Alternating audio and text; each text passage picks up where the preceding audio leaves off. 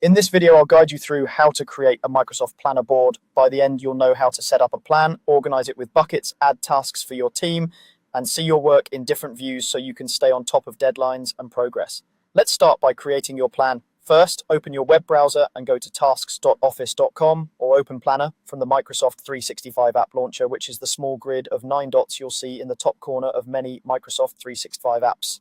Once Planner is open, look at the left-hand side. You'll see a button labeled New Plan. Click that. A panel will appear asking you to name your plan and choose its privacy level.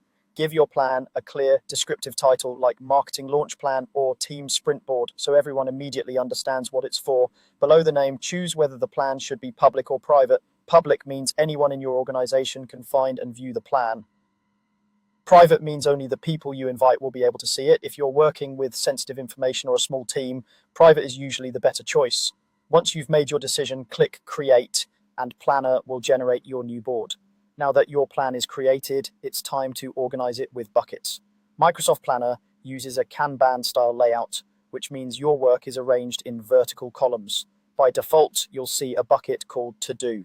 You can click directly on that name to rename it to something more meaningful for your workflow. For example, many teams like to use Backlog, In Progress, or Completed. To add more buckets, look toward the top of your board and click Add New Bucket.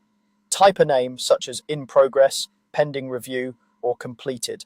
How you group your buckets is up to you. You might organize by project phase, by priority level, or even by department. Take a moment to set up a structure that matches how your team actually works, because this will make your board much easier to manage later. With your buckets in place, you're ready to add and assign tasks. Under any bucket, click the plus sign that says Add Task. Type the task name, something specific like Draft Newsletter Content or Review Budget Proposal, and press Enter. The task card will appear in that bucket. To add more detail, click on the task card to open its full details. Here you can assign the task to one or more team members so everyone knows who is responsible. You can also set a start date and a due date, which helps you track timelines and keeps the schedule visible to the whole team. If the task has several smaller steps, use the checklist section to break it down into subtasks. You can also attach files or paste in links, so related documents and resources stay in one place with the task. Once your board has tasks across multiple buckets, you can view your progress in different ways. At the top of the screen, you'll see options for grid, board, charts, and schedule.